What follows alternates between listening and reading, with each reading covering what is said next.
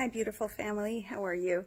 So yesterday I received an interesting message, but I've always received it. However, this time it was really loud and very clear, and I was like, okay, I knew I had to share this.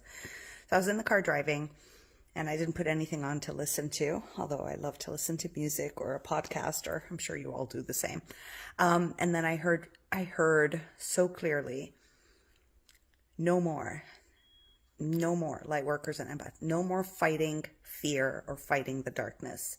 This must stop. We are here to bring in the light. Okay.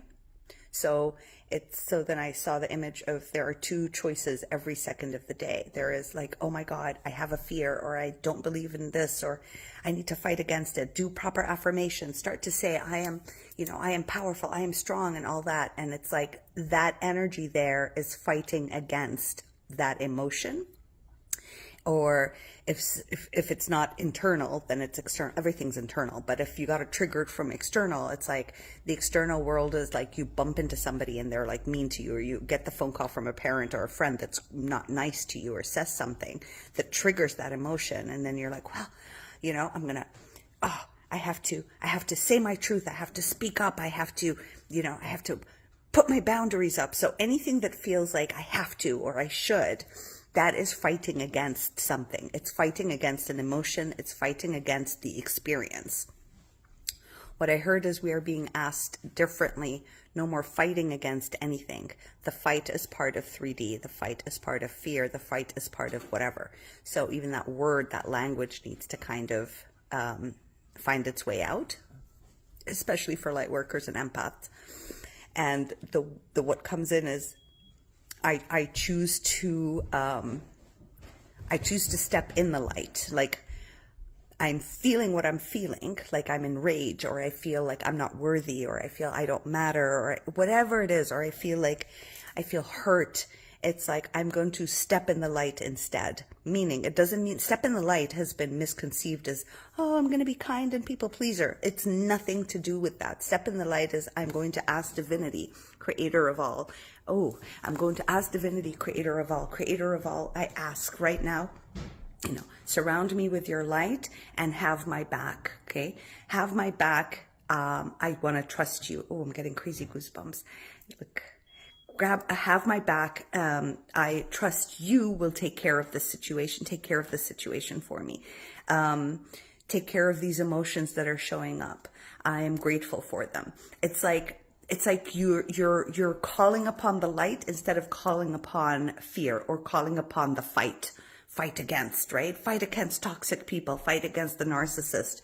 Not do that anymore. That is ending. That has ended. That must end with us, because we are bringing the light in, and we are not fighting against anything, because everything that is perfect or is awesome or is wonderful the way it is. So it's seeing everything to be perfect the way it is. I got triggered. Fabulous. This is a pocket of energy that needs to leave. I will step into the light and ask the light to help me. I will ask Source to help me, Divinity, God, whatever works for you, whatever word works for you. So I hope this is making sense. It was very important to share on this group because we're all light workers. So it's less of continuously going back into the past and the pain, and more of and fighting yourself against it and being like, well, it is what I've gone through. I accept that I have gone through that. And I'm not saying this is easy, but it works. I accept that I've gone through this. I accept that that's my past. I pour love on it, and I ask Divinity to help me move past it with light and love within me, right? I hope this is making sense. If it's making sense, please let me know. If there are more questions, let me know, because it goes a lot deeper. Anyway, I love you all so much, and thank you for being part of this group.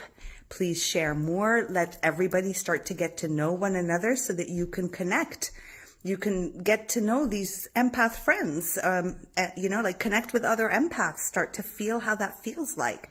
And I want you to know, usually with empaths, you'll start to decipher very quickly. Once you've made an empath friend or 2 or 3 or however many, you start to notice something very beautiful, which is You're not absorbing their energy. Like with another empath, you don't absorb their energy. You end up knowing that they can care for themselves, and you end up not feeling the need to pull them up and make them feel better and take in their energy. It just feels like you are the support system, right? It's like all of a sudden you start to light up even more, and you know that they can do the work. So I've been an NLP practitioner, an energy healer, and a million things, EFT, you name it, I've done it. I've been that for like 18 years, and I've noticed the evolution of empaths. And it's no more pulling people up. It's just, and the difference of being with an empath and with somebody who's not an empath, either a human or toxic or whatever.